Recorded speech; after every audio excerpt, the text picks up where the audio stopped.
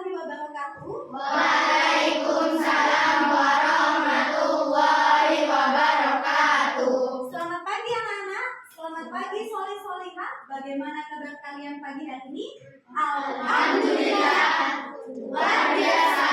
Allahu Akbar. Yes. Nah, alhamdulillah pagi ini kita bertemu kembali dalam kondisi sehat, dalam kondisi semangat. Nah, hari ini siapa saja teman kalian yang tidak masuk? Apakah semuanya masuk? Diva sama Al. Kemana Diva dan Al-Fanizi? Diva di Malang. Diva ke Malang, Al-Ghazi ke sakit. Nah, kita doakan hari ini teman kalian yang sedang sakit, semoga Allah berikan kesehatan, kesembuhan, sehingga bisa belajar kembali di kelas bersama kita semua. Amin, amin ya Rabbal Alamin. Anak-anak, hari ini Ustazah akan menerangkan tentang organ reproduksi atau sistem reproduksi pada manusia. Ya, tujuannya adalah supaya kita mengetahui organ-organ yang terlibat dalam reproduksi. Selain itu juga supaya kalian juga tahu bagaimana sih merawat organ reproduksi pada diri kita sehingga organ reproduksi kita tetap sehat dan bisa berfungsi sebagaimana mestinya. Nah, organ reproduksi, ingat ya, organ itu disebut juga dengan apa? Organ disebut juga dengan alat. Berarti alat yang digunakan untuk bereproduksi. Ada yang bisa menjawab Ustazah? Apa yang dimaksud dengan reproduksi? Yang lain boleh? Boleh, Kian? Boleh dengan bahasamu? Apa organ reproduksi? Yang digunakan untuk menghasilkan keturunan atau menghasilkan anak atau disebut juga dengan alat perkembangbiakan. Ingat ya, makhluk hidup itu punya 6 ciri anak-anak. Salah satu ciri makhluk hidup adalah dapat berkembang biak. Artinya makhluk hidup itu dapat memperbanyak diri, dapat melestarikan jenisnya melalui yang namanya reproduksi atau perkembangbiakan. Nah, organ reproduksi pada manusia ini berfungsi pada fase, ada yang tahu pada fase apa? Pada fase remaja. Remaja itu disebut juga dengan pubertas. Nah, manusia itu kan mengalami tumbuhnya anak-anak ya. Mulai dari dia itu dalam kandungan sampai dia dilahirkan, manusia itu mengalami yang namanya pertumbuhan dan perkembangan. Kalau di dalam kandungan, manusia itu masih berupa janin atau masih berupa embrio. Embrio tumbuh dan kembang menjadi apa yuk? Dimulai dari zigot. Zigot tumbuh dan kembang menjadi embrio. Embrio tumbuh dan kembang menjadi janin. Janin itu calon bayi. Tapi ketika sudah dilahirkan, calon bayi itu ada di dalam rahim seorang ibu lamanya 9 bulan 10 hari. Ketika sudah dilahirkan, dia disebut janin atau bayi? Bayi, tidak mungkin. Janinnya laki-laki atau perempuan, tidak mungkin. Pasti disebutnya adalah bayi. Nah, ketika sudah lahir, tahap pertumbuhan dan perkembangan dimulai dari bayi. Bayi tumbuh dan kembang menjadi balita. Balita mengalami pertumbuhan dan perkembangan menjadi anak-anak. Anak-anak tumbuh dan kembang menjadi remaja atau pubertas. Ini sama saja. Remaja tumbuh dan kembang menjadi dewasa. Dewasa tumbuh dan kembang menjadi lansia. Inilah tahapan-tahapan atau alur atau urutan dalam pertumbuhan dan perkembangan manusia. Pada fase remaja atau pubertas, organ reproduksi pada manusia, baik laki-laki atau perempuan, sudah mengalami apa? Sudah mengalami perkembangan sehingga sudah mulai berfungsi sebagaimana mestinya, ya.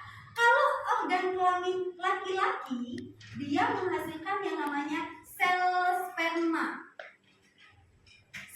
Nah, kalau organ kelamin perempuan atau betina, dia menghasilkan sel ovum atau sel telur. Nah, untuk remaja, laki-laki atau perempuan itu bisa dimulai dari usia berapa, Ustazah? Usia 11 ke atas atau 10 tahun ke atas. Biasanya fase remaja pada seorang perempuan itu lebih cepat dibandingkan laki-laki. Contohnya, mohon maaf sebelumnya, di antara kalian yang perempuan, adakah yang sudah mengalami siklus haid atau menstruasi? Nah, itu adalah ciri primer pada remaja perempuan ketika mengalami siklus haid atau menstruasi, artinya sudah mulai ada sel ovum atau pembentukan sel telur pada organ reproduksi. Begitu juga dengan laki-laki. Biasanya laki-laki lebih lambat dibandingkan perempuan.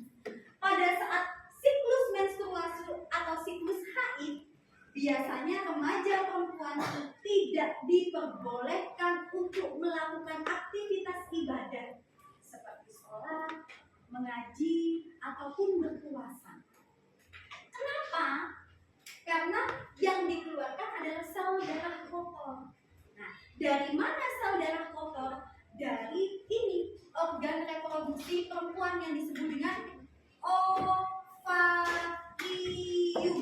Karena sel ovumnya atau sel telurnya tidak mengalami proses pembuahan, maka sel telurnya atau sel ovumnya akan mati, akan luruh menjadi darah kotor yang keluar menjadi darah haid atau darah menstruasi. Sedangkan pada laki-laki, apa yang dialami laki-laki? Tidak mengalami haid, tapi mengalami yang namanya mimpi basah. Dan itu hanya kalian yang tahu. Yang perempuan juga hanya kalian yang tahu. Karena itu tidak bisa dilihat, maka itu termasuk perubahan secara primer. Biasanya setelah mengalami perubahan secara primer, diikuti oleh perubahan-perubahan secara sekunder, seperti mulai ada jagung pada laki-laki, mulai ada tumbuh rambut di bagian ketiak, dan beberapa organ kemaluan sudah mulai ada kumis, dadanya sudah mulai membidang atau sespek, suaranya sudah mulai membesar, itu pada laki-laki. Kalau pada perempuan, pinggulnya melebar, bagian dadanya sudah mulai tumbuh, ada rambut di ketiak dan di organ kemaluan, ada jerawat baik pada laki-laki atau perempuan, suaranya sudah mulai melengking. Nah, kalau laki-laki suaranya gede, kalau perempuan suaranya melengking atau nyaring. Nah, itu semua adalah ciri-ciri fisik yang bisa diamati atau bisa dilihat. Nah, maka dari itu, karena organ reproduksi pada usia kalian sudah mulai berfungsi, apa yang harus kalian lakukan? 1. Menjaga kesehatan organ reproduksi. Apa caranya? Mengkonsumsi makanan yang sehat dan bergizi. Yang kedua, olahraga yang teratur. Yang ketiga, banyak mengkonsumsi air putih. Yang keempat, menggunakan yang sudah menyelesaikan tugasnya KPD-nya. Kelompok mana? Oh, kelompok 3. Silakan perwakilan kelompok 3 untuk maju membacakan hasil diskusinya ke depan. Kelompok yang lain menyimak ya, menyimak jawaban atau hasil diskusi dari kelompok 3. Yuk silakan. Soal nomor 1 dibaca, jawabannya dibaca.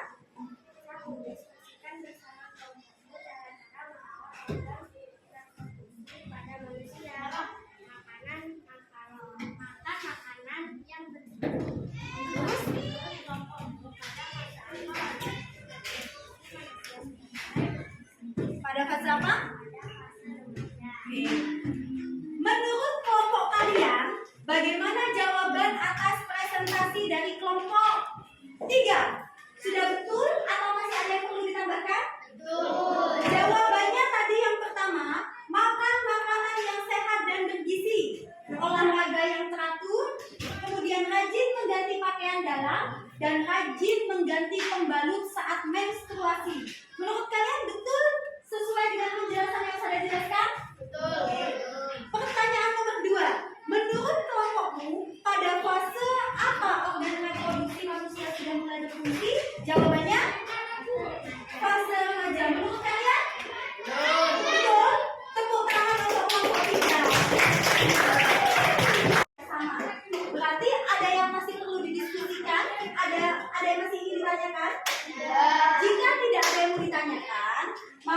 pembelajaran untuk hari ini bisa dikikirkan atau pada akhiri.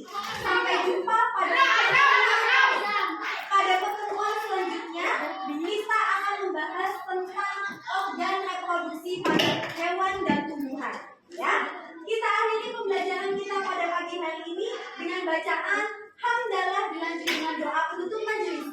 Alhamdulillahirabbil alamin. Doa penutup majelis. Subhanallahumma wa bihamdika asyhadu an la ilaha illa anta astaghfiruka wa atubu ilaik. Walhamdulillah.